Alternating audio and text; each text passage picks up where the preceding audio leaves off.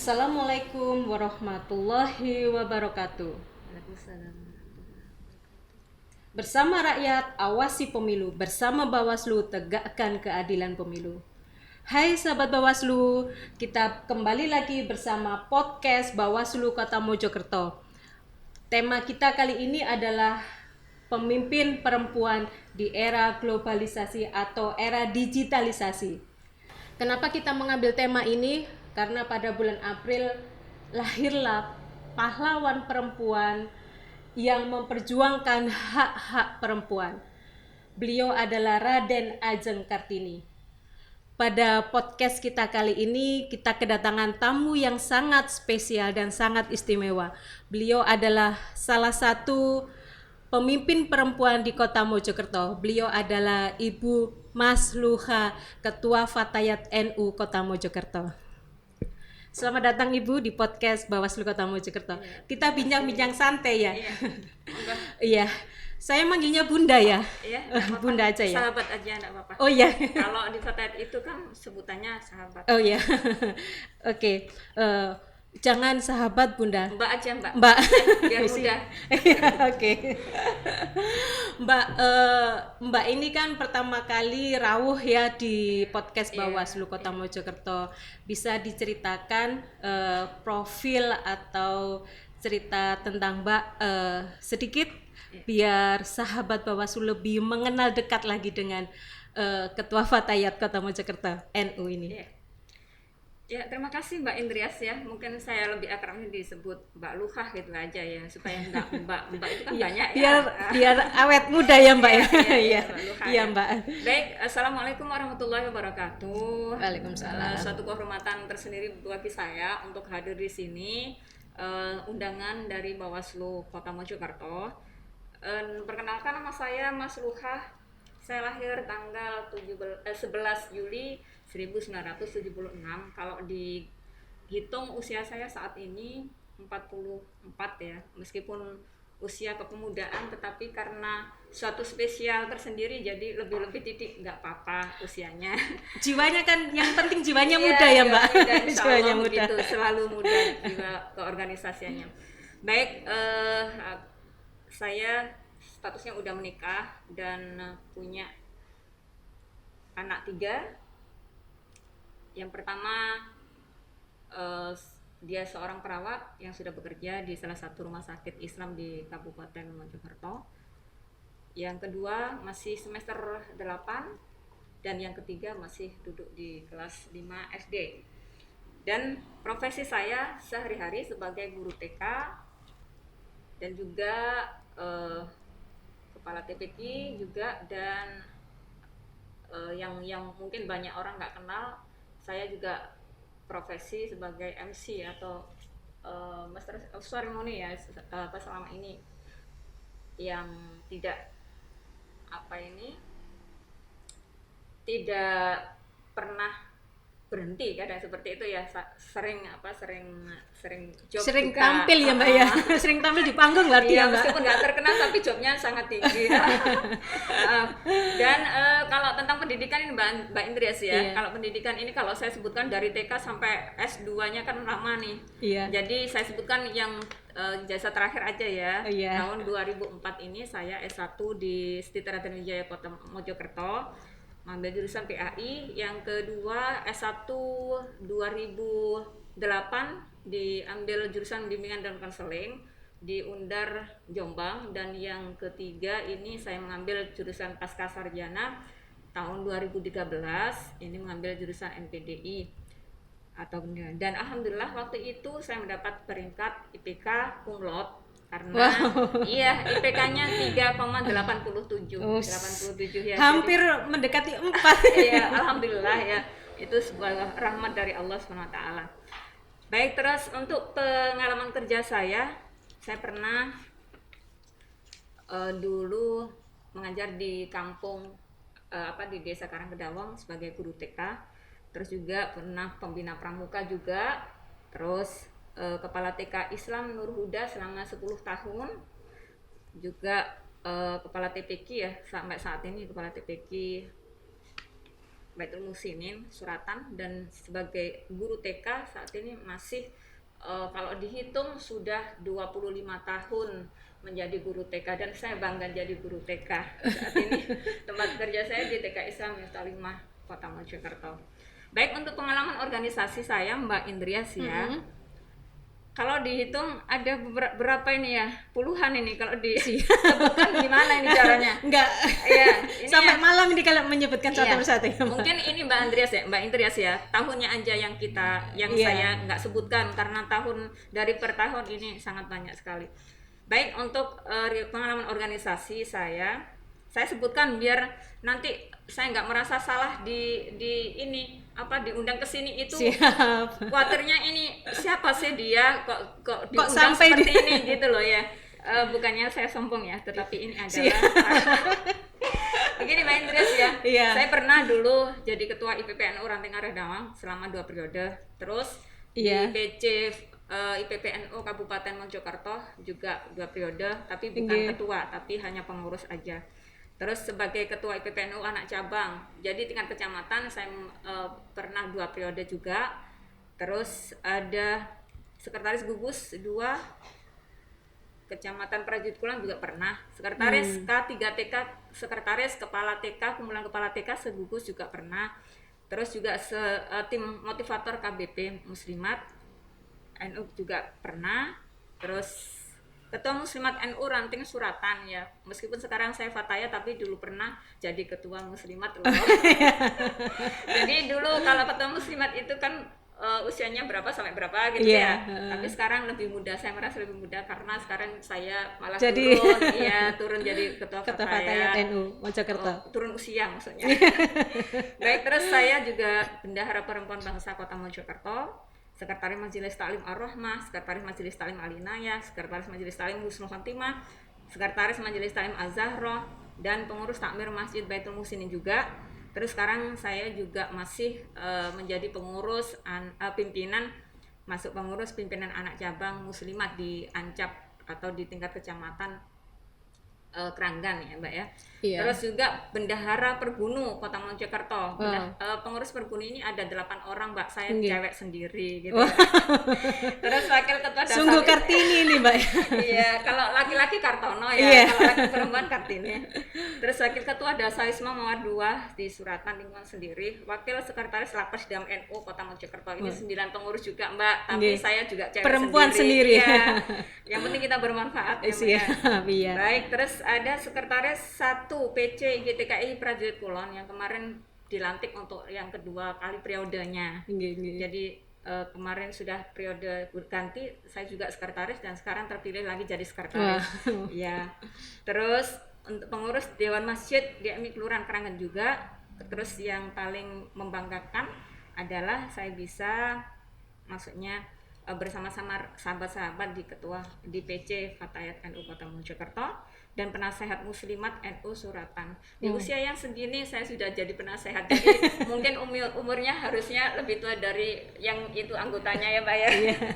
Terus bidang kewanitaan dari Takmir Masjid Agung Al-Fatah, jadi saya juga masuk pengurus takmir masjid di Masjid Agung Al-Fatah gitu, di Masjid Agung Kota. Alhamdulillah. Ini prestasi saya Mbak ya. Mudah-mudahan nanti doakan ya tahun ini ada prestasi lagi. Amin. Pasti kita doakan yang terbaik buat. Amin.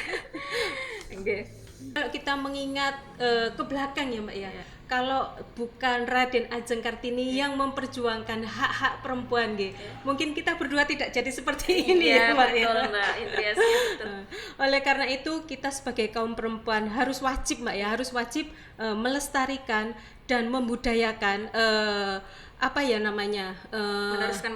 meneruskan perjuangan beliau ke depannya.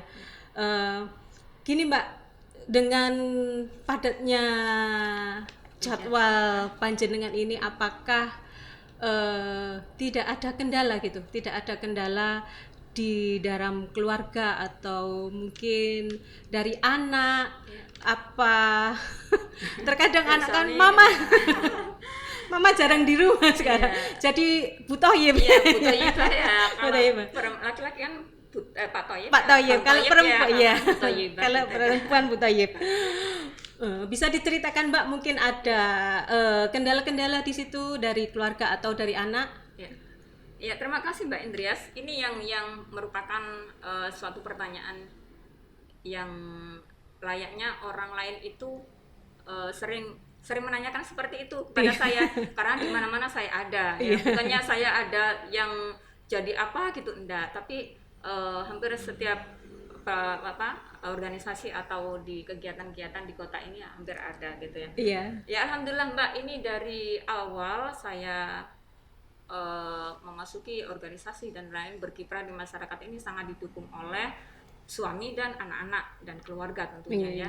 Karena ada pepatah gini, di balik kesuksesan seorang suami ada istri yang hebat di belakangnya. Begitu sebaliknya.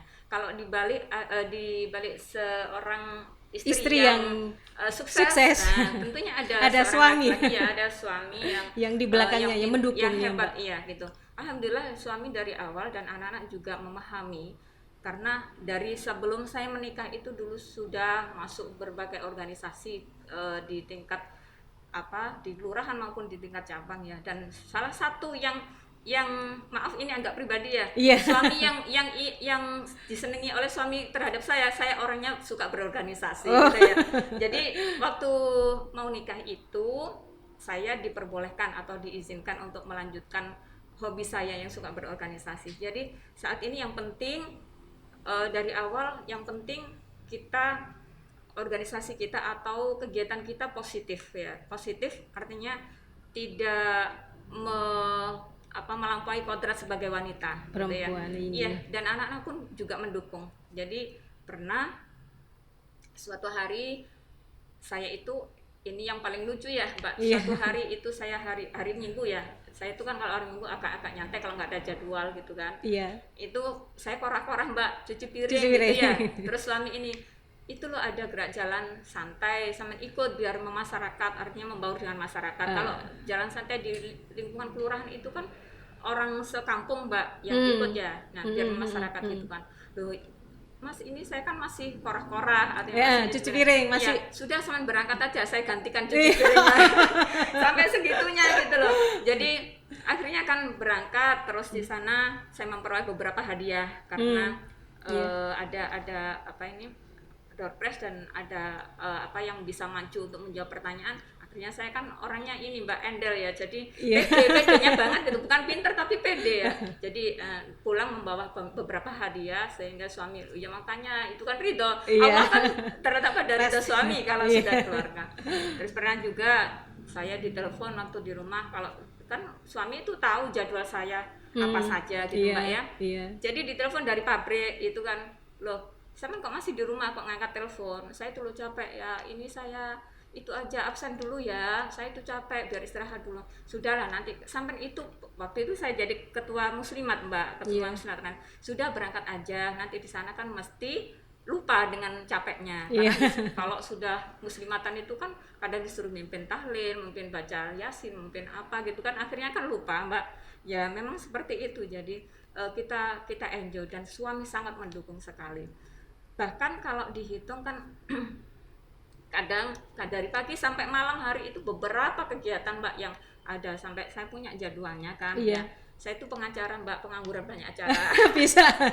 Jadi yang penting suami tahu ya posisi kita di mana, posisi saya di mana, terus kegiatan apa. Hampir saya nggak pernah refreshing Mbak, nggak pernah jalan-jalan, nggak pernah namanya orang sepedaan kemana-mana. Saya lebih suka di rumah. Kalau nggak ada kegiatan di luar, lebih baik kora-kora, umba-umba dan lain mengurusi pekerjaan di rumah ya Mbak Mas. Alhamdulillah anak-anak juga mendukung tentang hobi saya atau berorganisasi. Yang penting kan ada manfaatnya buat orang lain. Kalau secara internal dari keluarga mendukung sepenuhnya ya Mbak, baik itu suami ataupun anak-anak. Nah jenengan ini kan salah satu pemimpin perempuan Fatayat NU di Kota Mojokerto ya. Di era yang seperti ini, di era yang digitalisasi.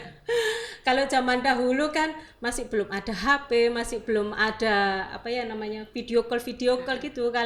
Kalau sekarang misalkan suami menanyakan kita di mana, kita bisa pakai iya, pakai betul. video call. Nah, sebagai pemimpin perempuan nih Mbak, di luar Iya. pasti ada hambatan-hambatan Iya, betul, dan Mbak. tantangan-tantangan. Iya, betul. Bisa diceritakan Mbak biar bisa menjadi motivasi kita Iya, iya. nantinya. Kalau tantangan yang berarti itu sepertinya nggak cukup berarti ya Mbak ya, karena kita didukung oleh keluarga. Iya. Tapi yang jadi kadang kita memperhatikan itu kan masyarakat kadang tidak sepenuhnya mengerti tentang kita, kegiatan kita. Iya. Kadang kalau kita pulang malam juga ini perempuan kok pulang malam kan gitu. Iya. Terus yang kesulitan bagi saya ketika harus menentukan kegiatan itu hambatannya seperti ini. Misalkan kegiatannya yang dua sama ya, waktunya sama gitu ya, Waktu yang bersamaan ya, Mbak. bersamaan ya. Iya. Misalkan yang satunya undangan ketua fatayat, yang Iya. satunya undangan atas nama apa gitu ya. Itu lebih baik yang saya pilih adalah yang saya di mana posisi saya ini di atas. Artinya oh saya jadi ketua fatayat, jadi Iya. saya harus hadir. Iya. Kalau yang lainnya itu nomor 2 gitu Iya. ya. Terus hambatan yang berikutnya tentang image masyarakat ya, yang tadi kembali lagi ya Mbak ya, image masyarakat itu kalau seorang cewek atau seorang perempuan yang pulang malam, apalagi malam, saya pernah pulang pagi malahan. Ya, yang penting gini ya, kita memang harus, makanya saya kalau kegiatan-kegiatan itu sering posting ya, sering posting sampai dari pagi sampai malam sering posting, biar mereka tahu atau masyarakat atau minimal tetangga kita tahu apa sih yang dilakukan di luar sampai pulang malam gitu kan. Nah, ya kita mengurangi image pandangan masyarakat kita di lingkungan sekitar kita itu, bagaimana cara kita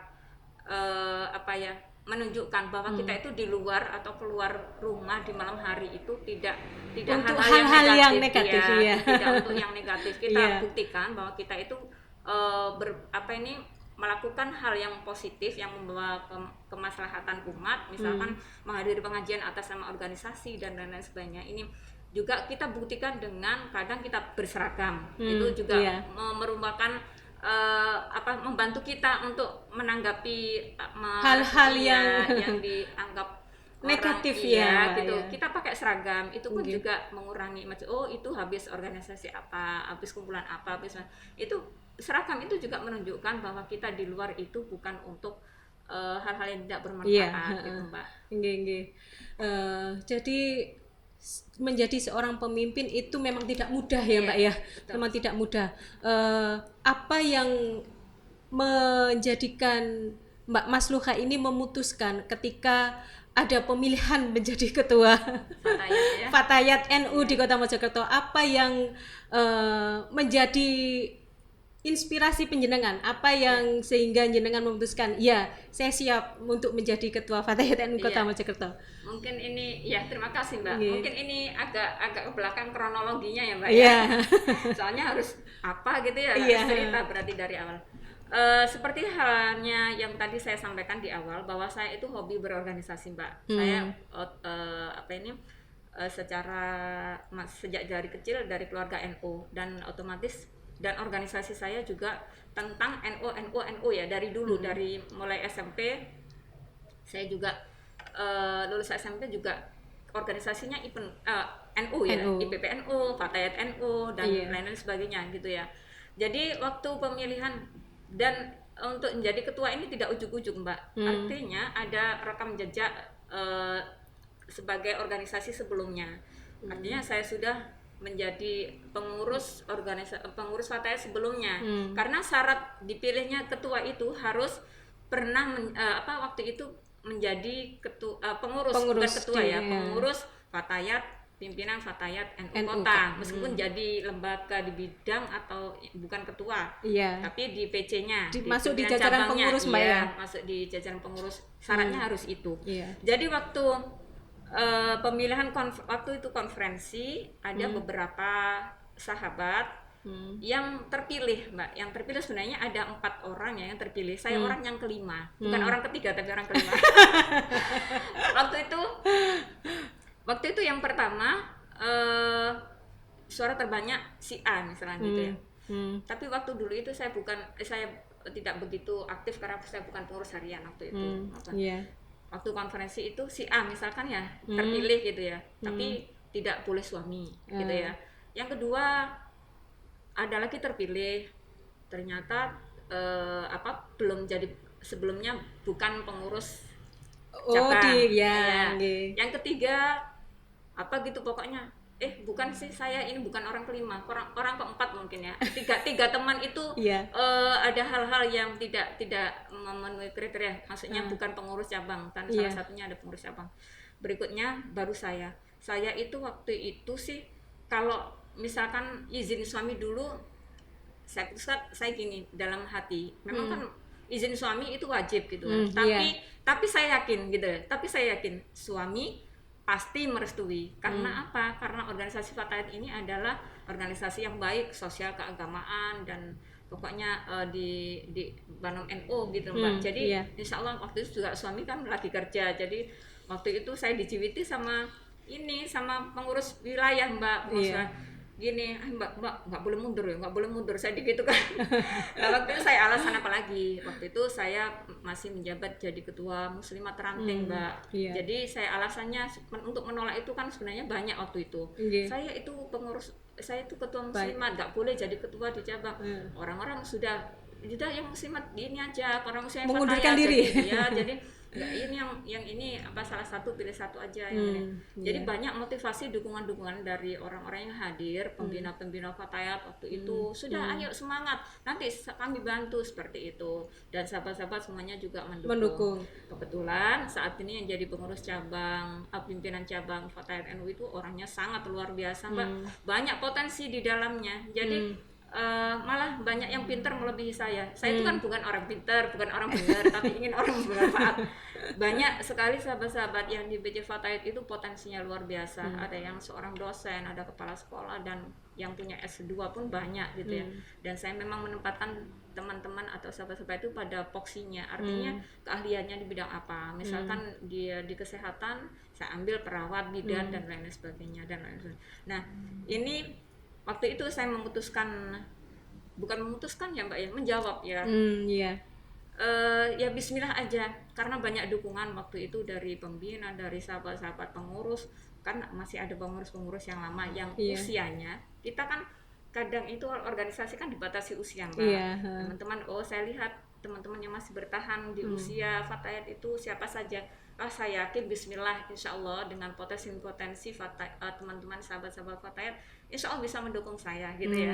Dan alhamdulillah saat ini saya pribadi nggak merasa berat untuk memimpin Fatayat, karena potensinya teman-teman berkhidmat luar biasa, semangatnya gitu Mbak. Berarti selain dari dukungan suami, dari internal juga Mbak, dari organisasi juga mendukung jenengan untuk menjadi ketua Fatayat NU Kota Mojokerto. Begini Mbak, bicara tentang pemimpin perempuan. Jenengan sekarang menjadi ketua Fatayat NU Kota Mojokerto, dan saya sendiri juga seorang Bawaslu Kota Mojokerto, yang mana kita mengetahui bahwa kita itu harus siap. Kita itu bekerjanya penuh waktu ya Mbak. Terkadang pulang pagi, pergi pagi pulang pagi, terkadang seperti itu. Kayak lagu ya Mbak ya. Seperti lagu. Nah begini Mbak, kita juga Badan Pengawas Pemilu itu mengawal demokrasi Indonesia, bahkan identik dengan pekerjaan laki-laki seorang pengawas itu.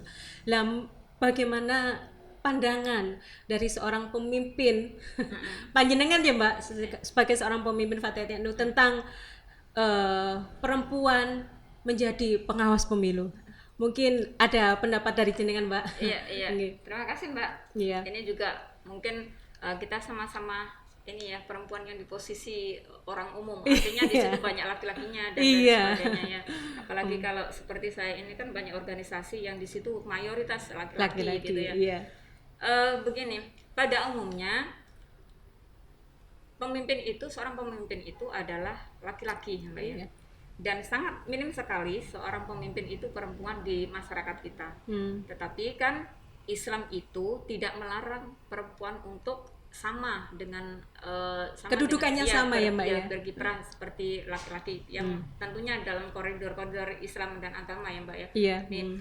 Terus kalau menurut saya untuk pemimpin perempuan itu tidak wajar saja gitu ya. Karena dari dulu memang ada banyak pemimpin perempuan ya. Di zaman Rasulullah ada Siti Aisyah, ada juga yang memimpin di negara Mesir itu juga ada Ratu Bilqis dan lain sebagainya. Itu pemimpin yang luar biasa, yang tidak yang memang dari dulu itu pemimpin wanita itu sudah ada. Dan mereka hebat-hebat semuanya, bahkan memimpin sebuah kerajaan gitu ya Mbak ya, nggak hanya di lingkungan tersendiri.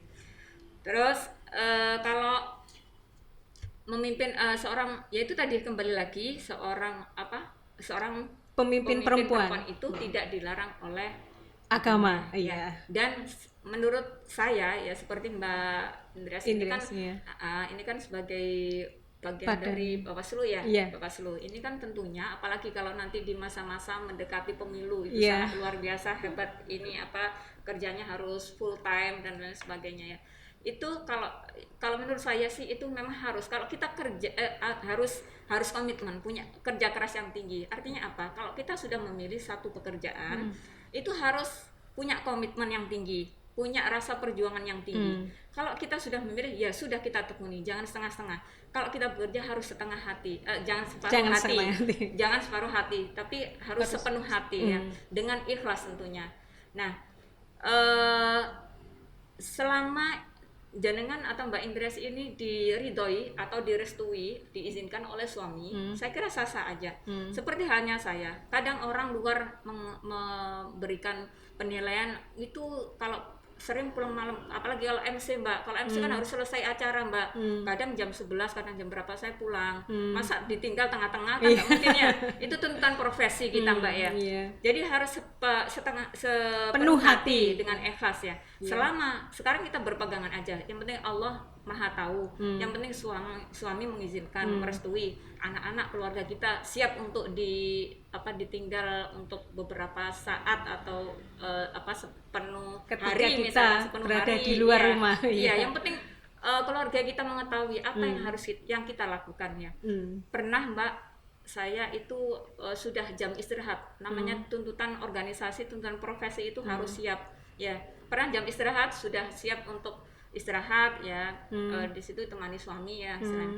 Ditelepon 8:30 tuh ditelepon, Mbak harus ke kantor sekarang, ini urusan BST-nya guru TPQ ini sekota, ini urusan sampean loh, soalnya yang mendata sampean. Saya berangkat Mbak waktu itu, saya dengan harapan saya pakai daster panjang sama jaketan gitu malam hari. Pernah berangkat seperti itu, jadi sudah bayangan saya itu hanya sejam 2 jam. Ternyata di situ sampai menuntut sampai selesai Mbak. Sampai selesai. Artinya ini harus saya kerjakan sampai selesai. Sampai pagi itu adzan subuh Mbak, adzan subuh saya baru pulang. Itu pun masih belum kelar kegiatannya. Jadi ini yang merasa ini adalah tanggung jawab saya. Jadi saya harus, yang penting suami saya izinin. Ya Mas, ini saya posisinya seperti ini, dipanggil untuk menyelesaikan tugas ini. Apakah saya diizinkan? Silahkan, gitu kan, silahkan. Akhirnya kan saya juga posting saya bersama siapa, yang wajib diketahui oleh suami kan, dia bekerja di tengah malam itu sama siapa gitu kan. Di situ ada beberapa teman perempuan juga, jadi kegiatan saya seperti apa itu tahu, karena ini milah-milah sekota Mojokerto bukan hal yang ini, jadi mudah ya, jadi sampai pagi terus paginya berangkat lagi. Suami itu sangat merespon. Kadang kita ingatnya masalah, ngapain aja di luar rumah sampai pulang jam segini. Yang penting gini, suami itu mesti gini, terus nggak apa-apa orang lain bilang apapun, misalkan tentang hal-hal yang negatif atau kok suka malam hari pulangnya gini. Yang penting aku merestui sampean, yang penting saya merestui sampean, mengizinkan sampean, anak-anak juga tahu. Yang penting itu. Terus pokoknya saya meniati lillahi ta'ala, artinya gitu. Jadi apapun resikonya, kalau kita sudah mengambil keputusan berorganisasi atau kita harus komitmen yang tinggi. Itu yang jadi kuncinya ya Mbak ya. Kuncinya kita seperti itu. Jadi kalau saya merasa sendiri seperti ini Mbak, siapa yang menolong agama Allah ya, kalau misalkan mengajar dan lain-lain berorganisasi ini kan juga kita kadang siar gitu kan, siapa yang menolong agama Allah dia akan ditolong oleh Allah juga gitu. Nah kita apalagi kalau Fatayat ini kan organisasi yang maksudnya nggak ada honornya Mbak ya, kemasyarakatan, sosial, keagamaan, nggak ada honornya. Jadi kalau kita benar-benar ke Fatayat atau ya harus siap tenaga, pikiran dan finansial juga. Kadang kan kita kalau bensin sendiri dan lain-lain sebagainya, ini jangan dipikir di depan. Kalau saya memikirnya apa yang harus saya berikan pada organisasi, jangan nggak boleh berpikir apa yang saya dapatkan dari organisasi gitu. Jadi itu yang harus jiwa yang mendasari jenengan gitu, ya.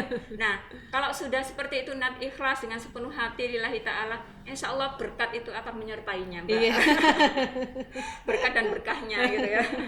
Nanti rezeki dari lain-lainnya, dari sumber-sumber yang lainnya. Untuk organisasi kita nggak mengharapkan materi siap. Kita bekerja secara maksimal secara sesuai dengan tupoksi kita sebagai apa kita gitu ya Mbak ya. Jadi harus penuh hati bismillah, istilahnya ini adalah amanah yang diberikan kepada kita. Sebagai apapun kita, kalau kita menjaga amanah itu bertanggung jawab, insya Allah bisa menjalani lancar semuanya. Nggak ada hal yang sulit, nggak ada halangan ya Mbak ya. Halangan bisa jadi nomor yang kesekian, bukan yang terdepan nantinya. Jadi kalau saya kutip tadi, menjadi seorang pemimpin perempuan harus komitmen, harus benar-benar komitmen, tulus, ikhlas dan sepenuh hati Mbak ya. Begitu juga kita Mbak, kita ini adalah Badan Pengawas Pemilu yang mana kita juga mempunyai visi dan misi yang mana ada salah satu tugas kita yaitu melakukan pencegahan Mbak. Apalagi yang sekarang sedang marak-maraknya ini kalau ketika mau pemilu, yaitu tentang money politik Mbak. Bagaimana ini Mbak, menurut pendapat panjenengan, peran perempuan dalam mencegah, karena perempuan itu kan identik dengan mata duitan.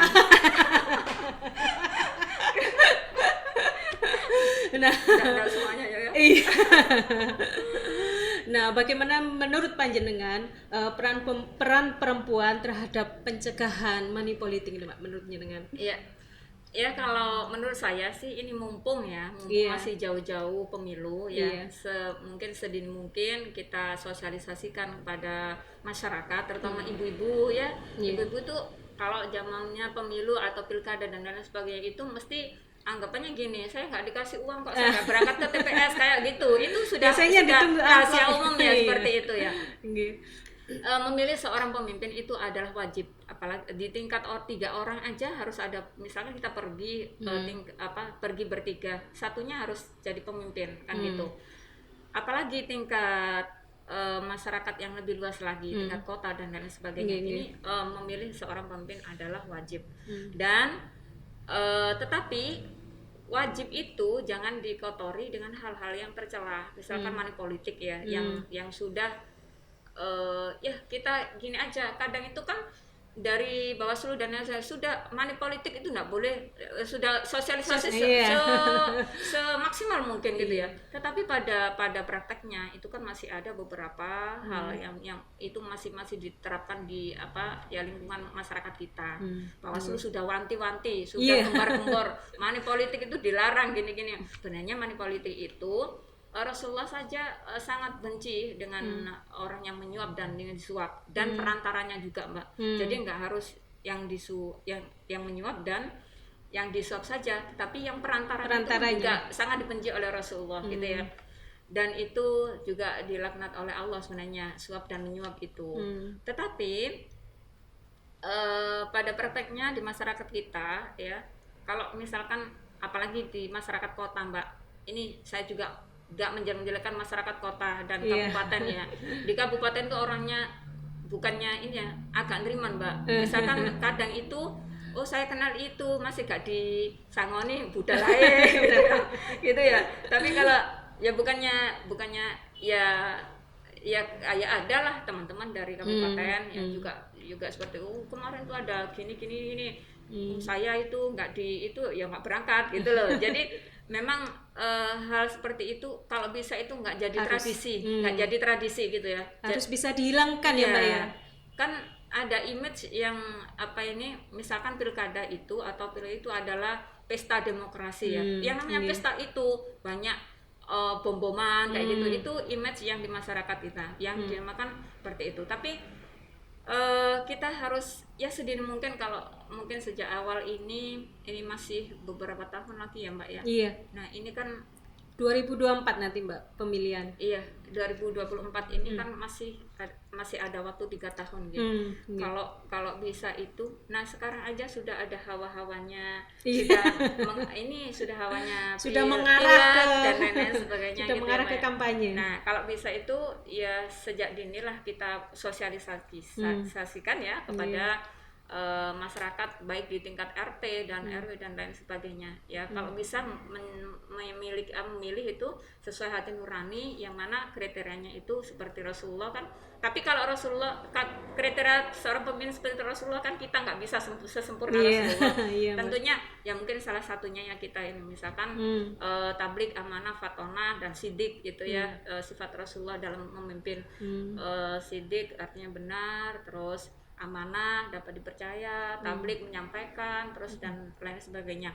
Nah minimal terus ada jujur juga gitu. Ya kriteria pemilih yang diharapkan oleh kita itu seperti apa gitu, seperti apa yang baik gitu ya. Kadang kita harus memberikan pendidikan kepada masyarakat bahwa kalau misalkan saya menerima uang, misalkan menerima 100 200 itu hanya misalkan dikasih si A ya, ini kan misalkan calonnya banyak nih, ada si A, si B, si C, si D ya. Misalkan dikasih si A, dia bukan calon pemimpin yang baik, tapi sama dikasih 100.000, sama pilih sekarang, tapi madorotnya itu nanti istilahnya sangat merugikan kita nantinya kalau memilih beliau gitu ya, misalkan seperti itu.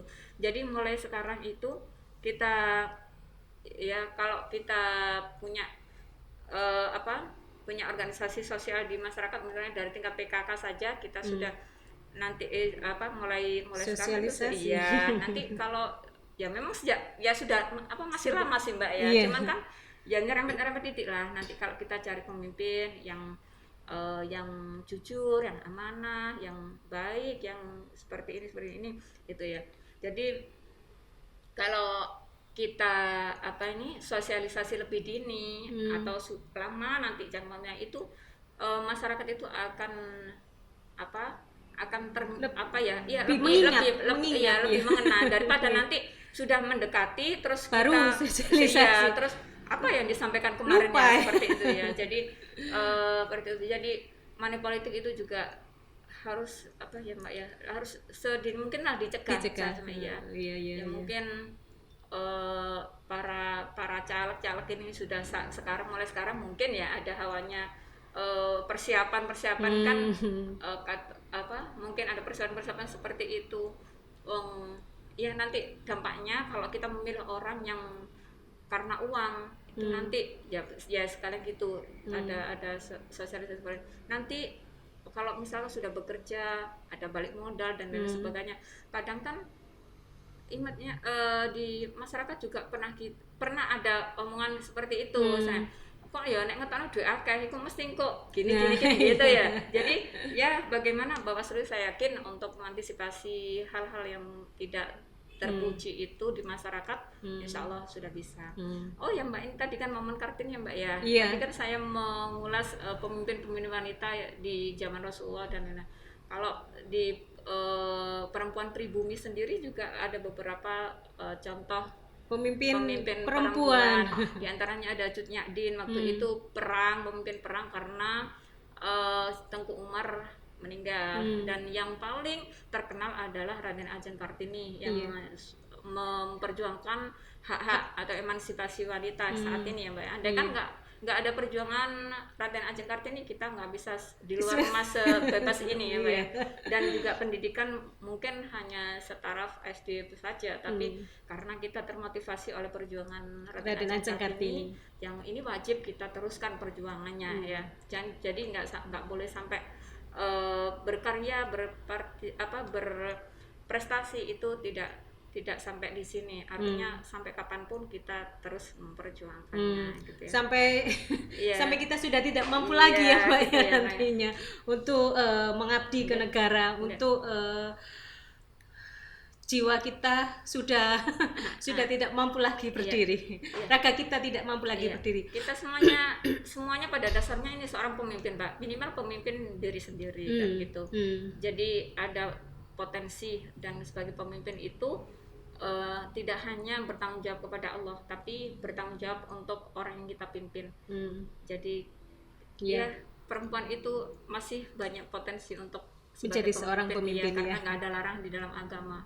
Cuman ya tetap kita kalau di rumah, kalau di luar kita misalnya jadi pemimpin organisasi dan pemimpin lain-lainnya, kalau di rumah itu kita adalah makmum atau orang yang dipimpin ya. Jangan sampai saya ini seorang ketua fataya di itu Mas, di sini harus saya jadi ketua keluarga.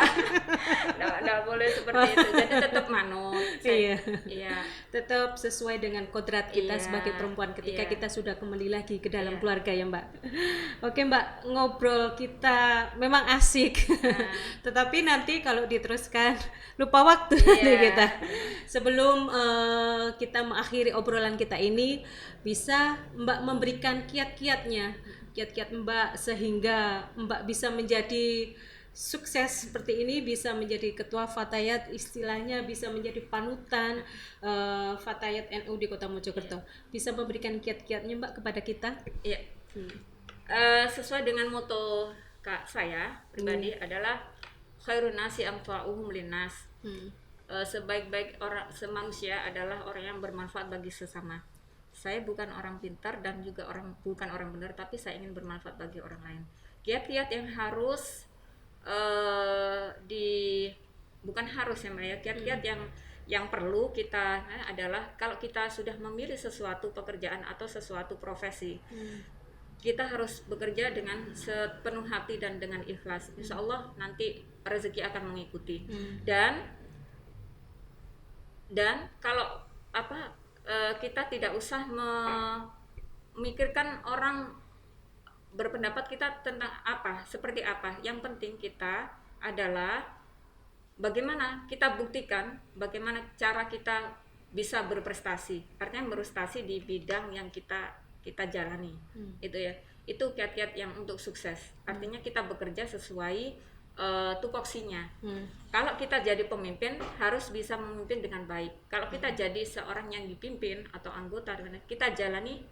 Nah, seseorang itu kan yang disukai oleh Allah adalah taat kepada Allah, Rasulullah, dan ya salah satunya ya, salah satu yang disukai oleh Allah adalah taat pada Allah, Rasulullah, dan pemimpin, seorang ulil amri ya, atau seorang pemimpin kepada pemimpinnya. Selama kita misalkan jadi orang yang dipimpin, kita taat patuh kepada pimpinan kita. Misalkan Mbak Indrias di sini jadi Mbak?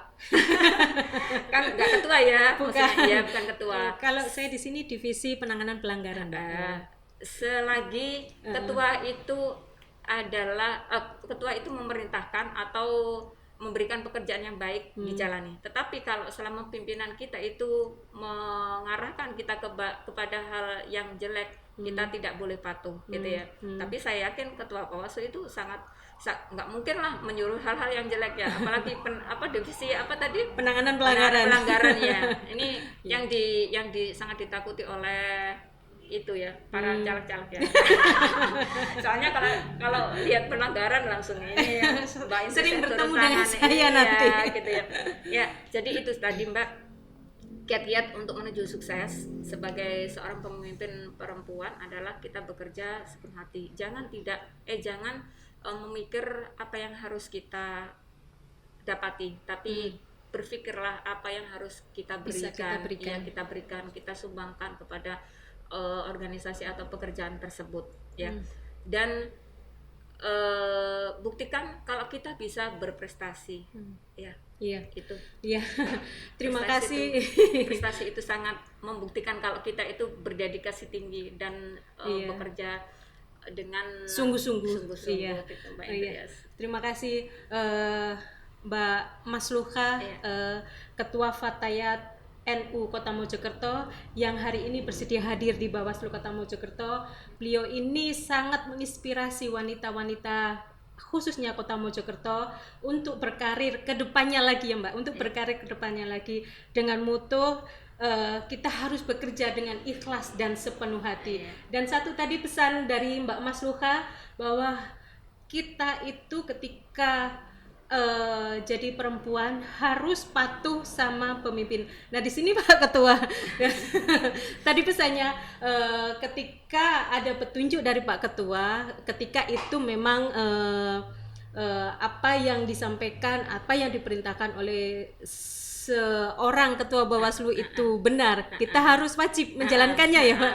Ketika memang apa yang diperintahkan oleh Pak Ketua itu mengarah ke hal yang tidak baik atau negatif, maaf Pak Ketua, saya harus dengan tegas menolak tugas dari Pak Ketua. Terima kasih sahabat Bawaslu, demikianlah talkshow kita kali ini bersama Ibu Ketua Fatayat NU Kota Mojokerto. Terima kasih atas kehadirannya Ibu, semoga Sama-sama, bermanfaat Mbak. buat Amin. kita juga Amin. perempuan di Kota Mojokerto agar lebih termotivasi lagi. Bersama rakyat, awasi pemilu. Bersama Bawaslu, tegakkan keadilan pemilu. Wassalamualaikum warahmatullahi wabarakatuh. Waalaikumsalam warahmatullahi wabarakatuh.